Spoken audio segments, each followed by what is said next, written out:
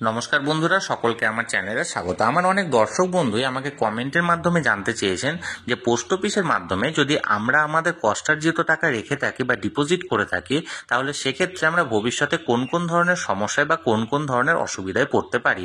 আজকের ভিডিওতে আমি মূলত এই ব্যাপারে বিস্তারিত আলোচনা করব যে পোস্ট অফিসে যদি আমরা আমাদের কষ্টার্জিত টাকা রেখে থাকি, তাহলে প্রথমত আমরা কোন কোন ধরনের সুযোগ বা সুবিধা পাবো, এবং এর পাশাপাশি আমরা পোস্ট অফিসে যদি আমাদের কষ্টার্জিত টাকা রেখে থাকি, তাহলে আগামী দিনে বা ভবিষ্যতে আমরা কোন কোন ধরনের সমস্যায় বা কোন কোন ধরনের অসুবিধায় পড়তে পারি সেই নিয়ে।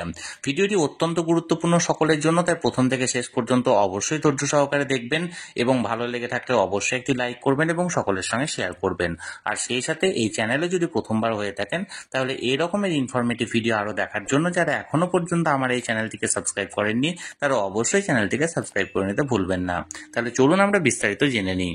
আমরা আজকের ভিডিওর প্রথম দিকে আলোচনা করব যে পোস্ট অফিসে যদি আমরা আমাদের টাকা রেখে থাকি, তাহলে কোন কোন ধরনের সুযোগ বা সুবিধা মূলত আমরা পাবো। ভিডিওর মাঝের দিকে আমরা আলোচনা করব যে পোস্ট অফিসে যদি আমরা আমাদের টাকা রেখে থাকি, তাহলে কোন কোন ধরনের সমস্যা বা অসুবিধায় আমরা পড়ব, এবং ভিডিওর শেষের দিকে আমরা আলোচনা করব যে পরিশেষে একটা কনক্লুশনে আসার চেষ্টা করব যে আমরা পোস্ট অফিসে টাকা রাখবো কি রাখবো না, বা পোস্ট অফিসে যদি না রাখি তাহলে কোথায় রাখবো সেই ব্যাপারে। তাহলে চলুন প্রথমত আমরা জেনে নিই যে পোস্ট অফিসে আমরা যদি আমাদের কষ্টার্জিত টাকা রেখে থাকি, তাহলে কোন কোন ধরনের সুযোগ বা সুবিধাগুলি আমরা পাবো সেই ব্যাপারে। সর্বপ্রথম যে আমরা সুবিধাটা পাবো সেটা হলো আমাদের 100% মানি সেফের গ্যারেন্টি। অর্থাৎ যেহেতু পোস্ট অফিস বা ডাক ব্যবস্থা আমাদের ইন্ডিয়ান গভর্নমেন্ট অর্থাৎ ভারত সরকার দ্বারা পরিচালিত হয়, তাই 100% মানি সেফ থাকার অর্থাৎ সুরক্ষিত থাকার এখানে গ্যারেন্টি প্রোভাইড করা হয়। তাই আপনার কষ্টার্জিত টাকা এখান থেকে অর্থাৎ পোস্ট অফিসে যদি আপনি জমা দিয়ে রাখেন, তাহলে কোনোভাবেই এই কষ্টার্জিত টাকা আপনার মার যাওয়ার সম্ভাবনা নেই, এবং ভবিষ্যতে আপনি এই টাকা পাবেন এবং সুদ সহ পাবেন, এই গ্যারেন্টিটুকু পোস্ট অফিস অর্থাৎ ইন্ডিয়ান গভর্নমেন্ট আপনাকে দিয়ে থাকে। তাই 100% আপনার মানি অর্থাৎ টাকা সুরক্ষিত থাকবে। এটা হলো সর্বপ্রথম এবং সব থেকে শ্রেষ্ঠ সুবিধা আপনি পাবেন পোস্ট অফিস থেকে। দ্বিতীয় যে সুবিধাটা আপনি পাবেন একটা পোস্ট অফিসে যদি আপনি টাকা রেখে থাকেন, সেটা হলো হায়ার ইন্টারেস্ট, অর্থাৎ বেশি ইন্টারেস্ট যে কোনো লিডিং ব্যাংক থেকে। আমরা জেনে থাকি যে কোনো লিডিং ব্যাংক এখন সেভিংস অ্যাকাউন্টে 2.5 থেকে 2.75 পর্যন্ত ইন্টারেস্ট প্রদান করে, যেখানে একটা পোস্ট অফিস আপনার সেভিংস অ্যাকাউন্টে 4% হারে সুদের হার প্রোভাইড করে।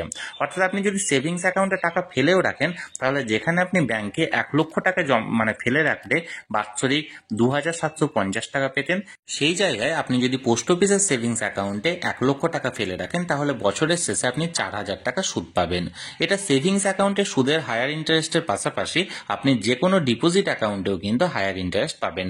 মূলত আমরা সাধারণ মানুষ যে রকমের ডিপোজিট অ্যাকাউন্টগুলি করে থাকি, যেমন রেকারিং ডিপোজিট বলুন বা ফিক্সড ডিপোজিট বলুন বা এমআইএস অর্থাৎ মান্থলি ইন্টারেস্ট স্কিম, যেগুলো পপুলার স্কিমের মধ্যে একটি, এই ধরনের স্কিমে একটি লিডিং ব্যাংক, এক্ষেত্রে আমি ধরে নিলাম যে স্টেট ব্যাংকের সঙ্গে যদি আপনি কম্পেয়ার করেন, তাহলে সেক্ষেত্রে যেখানে একটা স্টেট ব্যাংক 6.8 থেকে 7% পর্যন্ত আপনাকে সুদের হার প্রোভাইড করে, সেই জায়গায় আপনার পোস্ট অফিস এক্ষেত্রে 7.5% পর্যন্ত ইন্টারেস্ট প্রোভাইড করে যে কোনো নর্মাল সিটিজেনদের ডিপোজিটের ওপর। অর্থাৎ আপনি 0.5 থেকে 0.75 পর্যন্ত আপনি হায়ার ইন্টারেস্ট পাবেন যে কোনো ডিপোজিটের ক্ষেত্রে। অর্থাৎ এক কথায় বলতে গেলে আপনি সেভিংস অ্যাকাউন্ট বলুন বা যে কোনো ডিপোজিট অ্যাকাউন্ট বলুন, উভয় ক্ষেত্রে আপনি হায়ার ইন্টারেস্ট পাবেন পোস্ট অফিস থেকে।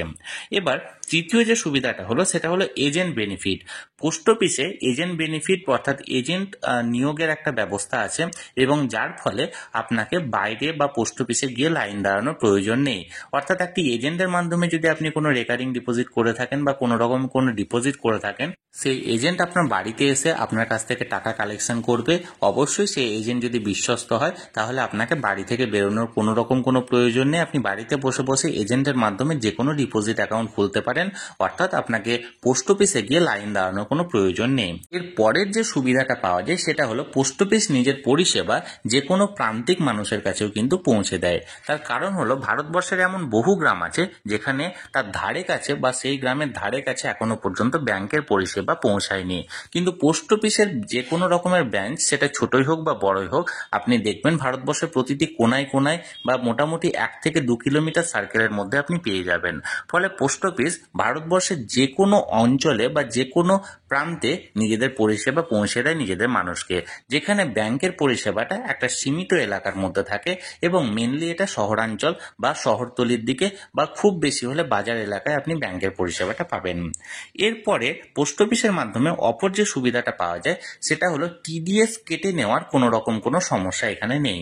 তার কারণ আপনি ব্যাংকে যদি 1 লক্ষ টাকা ডিপোজিট করেন এবং আপনি যদি সেই রকমের প্রত্যন্ত মানুষ হন, অর্থাৎ আইটিআর ফাইল করেন না বা কোনো রকম কোনো ট্যাক্স প্রদান করেন না এবং সেই রোজগারও আপনার নেই, তাহলে সেক্ষেত্রেও কিন্তু দেখবেন আপনি ব্যাংকে যদি 1 লক্ষ টাকা ডিপোজিট করেন, একটা ফিক্সড করেন 1 বছরের জন্য, তাহলে সেক্ষেত্রে যে ইন্টারেস্টটা আসবে সেখান থেকে কিন্তু একটা টিডিএস পার্সেন্টেজ কেটে সেই ইন্টারেস্টটা আপনাকে প্রদান করা হবে। অর্থাৎ ফর এক্সাম্পল 1 লক্ষ টাকা আপনি যদি 7,000 টাকা পাওয়ার কথা ছিল, সেখানে দেখবেন 700 টাকা টিডিএস কেটে নিয়ে 6,300 টাকা আপনাকে দেওয়া হয়েছে। অপরদিকে পোস্ট অফিসের জমা রাশির ওপর অটোমেটিক টিডিএস কেটে নেওয়ার কোনো রকম কোনো সিস্টেম নেই। আপনি যে অ্যামাউন্ট ডিপোজিট করবেন সেটাতে যে রেট প্রযোজ্য ছিল সেই রেটের উপর ভিত্তি করে যে অ্যামাউন্টটা আপনার অ্যাজ এ ইন্টারেস্ট হবে সেই ইন্টারেস্ট আপনাকে প্রদান করা হবে।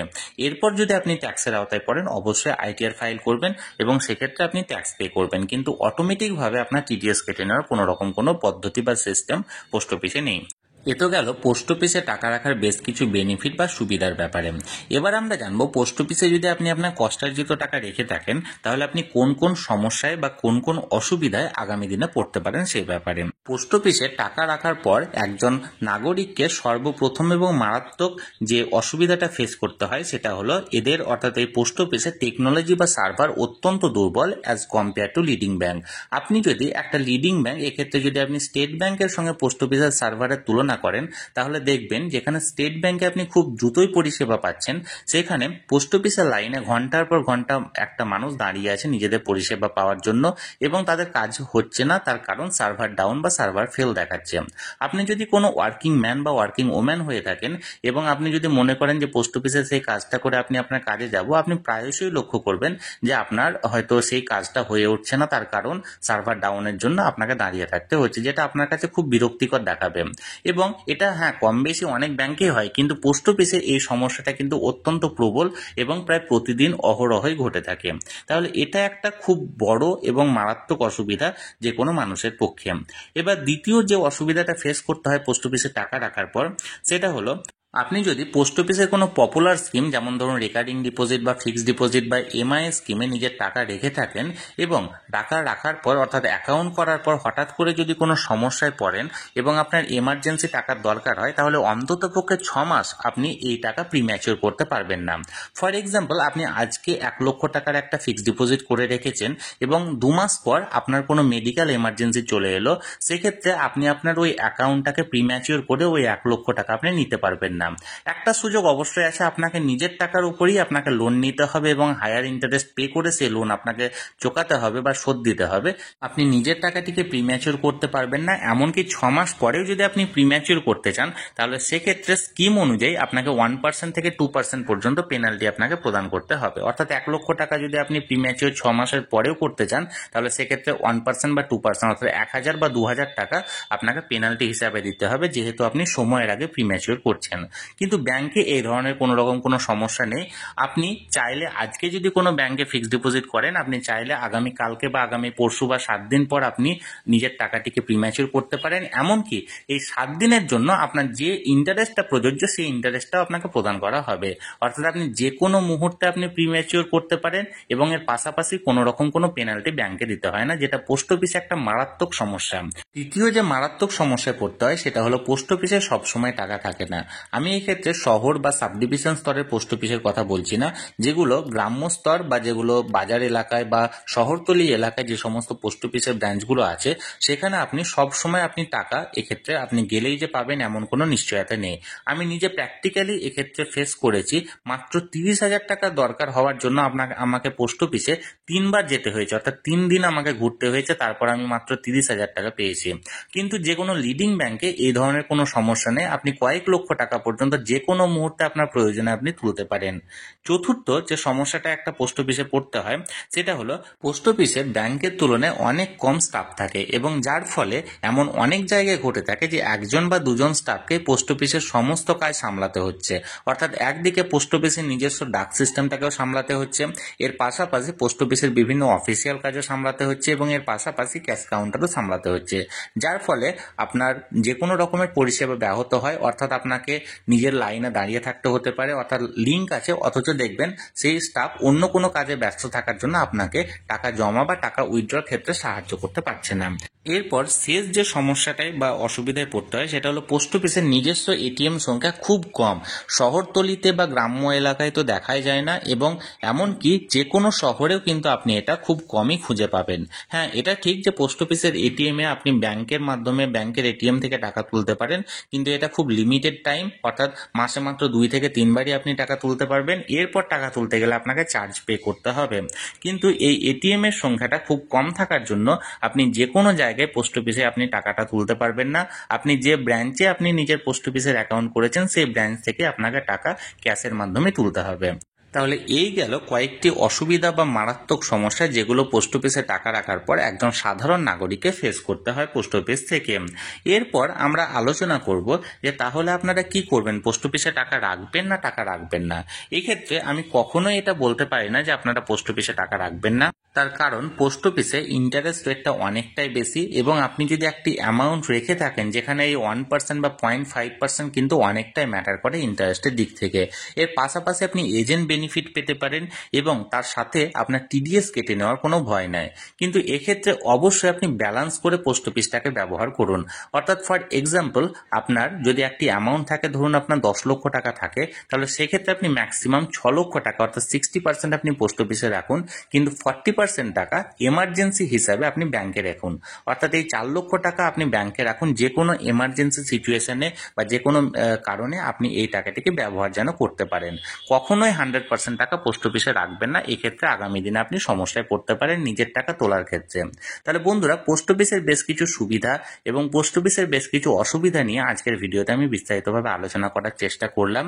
এই নিয়ে যদি আপনাদের কোনো মতামত থাকে বা কোনো প্রশ্ন থাকে অবশ্যই কমেন্ট করুন, আমি চেষ্টা করব আপনাদের সকলের প্রশ্নের যথাযথ উত্তর দিতে। আর এই ভিডিওটি ভালো লেগে থাকলে অবশ্যই একটি লাইক করুন এবং সকলের সঙ্গে শেয়ার করুন। আর সেই সাথে এই চ্যানেলে যদি প্রথমবার হয়ে থাকেন এই রকমের ইনফরমেটিভ ভিডিও আরও দেখার জন্য, যারা এখনো পর্যন্ত চ্যানেলটিকে সাবস্ক্রাইব করেননি তারা অবশ্যই চ্যানেলটিকে সাবস্ক্রাইব করে রাখুন। ধন্যবাদ, দেখা হচ্ছে পরের ভিডিওতে।